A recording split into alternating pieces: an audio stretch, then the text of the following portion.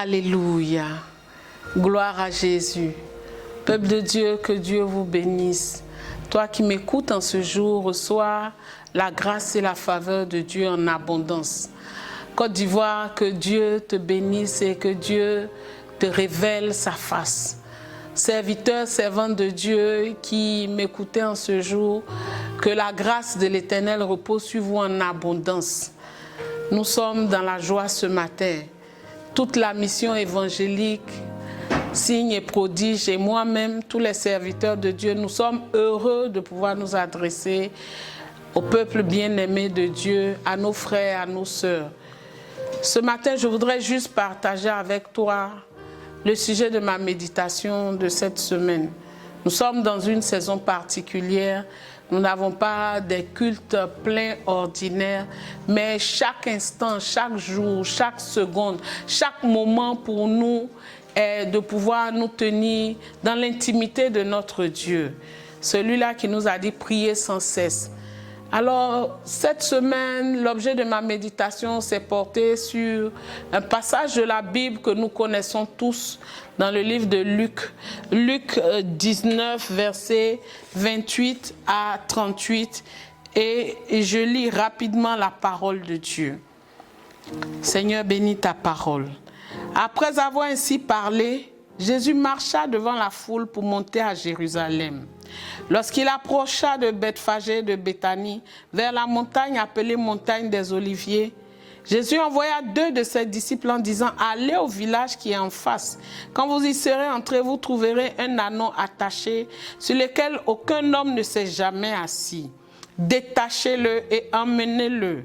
Si quelqu'un vous demande pourquoi vous le détachez, vous lui répondrez « Le Seigneur en a besoin. » Ceux qui étaient envoyés allèrent et trouvèrent les choses comme Jésus leur avait dit. Comme ils détachaient l'ânon, ses maîtres leur dirent « Pourquoi détachez-vous l'ânon » Ils répondirent « Le Seigneur en a besoin. » Et ils amenèrent à Jésus l'ânon sur lequel ils jetèrent leurs vêtements et firent monter Jésus. Quand il fut en marche, les gens étendirent leurs vêtements sur le chemin. Et lorsque déjà il approchait de Jérusalem, vers la descente de la montagne des Oliviers, toute la multitude des disciples, saisis de joie, se mit à louer Dieu à haute voix pour tous les miracles qu'ils avaient vus. Ils disaient « Béni soit le roi qui vient au nom du Seigneur, paix dans le ciel et gloire dans les lieux très hauts. » Alléluia. Je veux dire avec les disciples ce matin, béni soit le roi du ciel, le roi qui vient avec la gloire, qui vient avec la paix, qui vient avec la joie. Béni soit Jésus-Christ qui fait son entrée glorieuse. Si en ce matin, en ce soir, en cet après-midi, au moment où tu entends ce message, tu es disposé, le roi de gloire fait son entrée. L'objet de ma méditation est simple et je voudrais partager avec toi cela. Nous sommes les bien-aimés du Seigneur, nous sommes des enfants de Dieu, des élus de Dieu. Non pas par un mérite particulier, c'est par grâce. Il lui a plu de te choisir, de me choisir, de t'appeler, de m'appeler autant que nous sommes, de nous appeler à son service, car il appelle des disciples. Et voici que nous portons ce nom de disciples. Mais dans cette marche avec le Seigneur, je voudrais, bien aimé, partager avec toi, ce n'est pas une révélation, cette certitude que j'ai. Nous avons plusieurs étapes dans la marche. Et à ces différentes étapes, nous avons des particularités, nous avons des dispositions, des actions à poser. Tantôt, avec lui, nous sommes enfants de Dieu. Tantôt avec lui, nous sommes fils de Dieu. Tantôt, nous sommes élus de Dieu. Tantôt, nous sommes serviteurs du grand roi. Tantôt, nous sommes amis de Dieu. Et ce sont des étapes très importantes. Je voudrais dire, ce sont des parenthèses qui ne sont pas fermées, qui se manifestent selon l'action, selon l'environnement, selon le moment que Dieu attend de nous. Mais il y a des étapes pour lesquelles on ne peut pas rétrograder.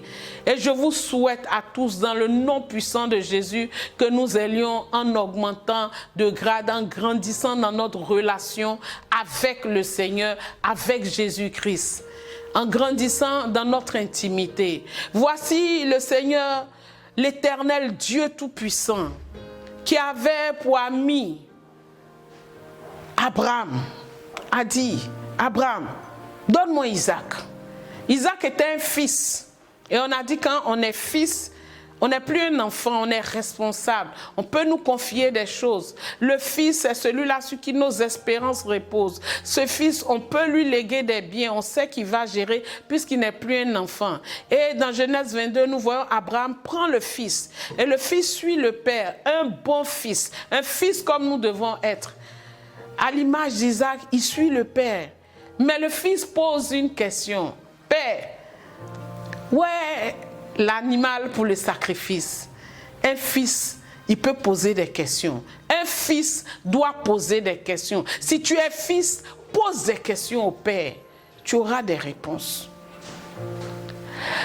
À une certaine étape de la marche, avec le Seigneur Jésus lui-même et ses disciples, il leur a dit, dans le livre de Jean 15, 15, « Vous n'êtes plus mes serviteurs, vous êtes mes amis. » Le serviteur, on lui dit, va, il obéit, c'est tout.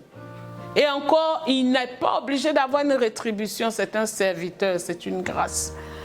Mais il dit, vous n'êtes plus des serviteurs, vous êtes mes amis. À l'ami, on dit tout, l'ami, on se confie. L'ami, on l'interroge, on prend son avis. Et Dieu marche avec nous comme un ami parfois.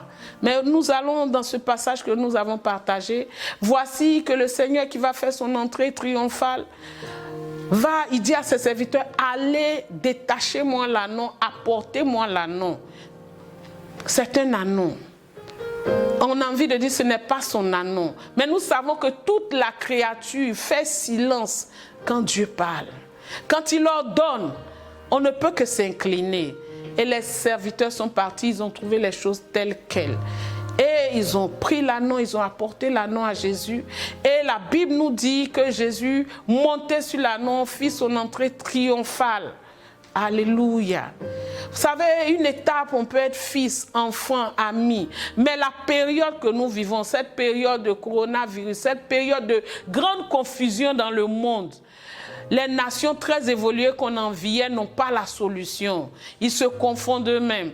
Les nations qu'on méprisait se lèvent. Mais dans cette période de confusion, qu'est-ce que Dieu attend de nous? Est-ce un ami, un serviteur, un enfant? C'est le temps des annonces. Frères et sœurs, si tu m'écoutes ce matin, c'est le moment d'être comme un ânon. Le Fils même a posé une question. Aujourd'hui, il ne s'agit pas de poser des questions. Ne pose pas de questions. L'ânon était disposé. Sois disposé. C'est un temps de grande disposition. Et nous savons, parce que nous l'avons vu, parce que l'ânon fut disposé, les choses glorieuses sont venues rencontrer sa destinée. L'ânon en lui-même n'avait pas de destinée. C'est Christ qui est la destinée. Jésus-Christ l'a destiné à croiser l'ânon. Et l'ânon, par sa disposition, est rentré dans la destinée glorieuse de Jésus-Christ de Nazareth. Alléluia. Ce matin, je veux prier avec toi. Tu es un fils, tu es un serviteur de Dieu, tu es un élu de Dieu, tu es un ami de Dieu, mais pour ces temps-là, sois comme un ânon. Tue ton intelligence, tue ta sagesse, celle que tu connaissais avant, celle que tu avais avant, parce que Dieu va la renouveler. Dispose-toi. Dieu nous demande une grande disposition. Ces temps nous demandent une grande disposition, une grande disponibilité, un abandon total. Alors nous verrons la gloire de Dieu. À temps, à contre-temps, nous verrons la gloire de Dieu. Je prie avec toi. Père, je lève mes mains vers toi et je te recommande tous tes bien-aimés, tous tes enfants, tous tes serviteurs, tous tes amis, tous tes élus, tous tes sacrificateurs, autant qu'ils veulent s'appeler, Seigneur. Ce matin, je prie à ce que tu nous donnes un esprit de soumission, de docilité. Là où ils sont, reçois, un esprit de soumission, d'abandon total. Seigneur, que ton esprit recouvre tes enfants là où ils sont et que nous soyons disposés afin que des choses glorieuses se passent dans nos vies. Maintenant, quelle que soit la situation, Père, je bannis la crainte maintenant de nos vies au nom de Jésus. Je commande que tout trouble s'arrête, toute confusion s'arrête et que tout enfant de Dieu ami de Dieu, élu de Dieu, serviteur de Dieu, rentre dans la dimension de disponibilité et d'abandon total afin que ton nom soit glorifié, que ta gloire descende en abondance et que ton peuple puisse crier Hosanna, béni soit le roi, celui qui vient avec la joie, avec la paix, au nom de Jésus. Amen.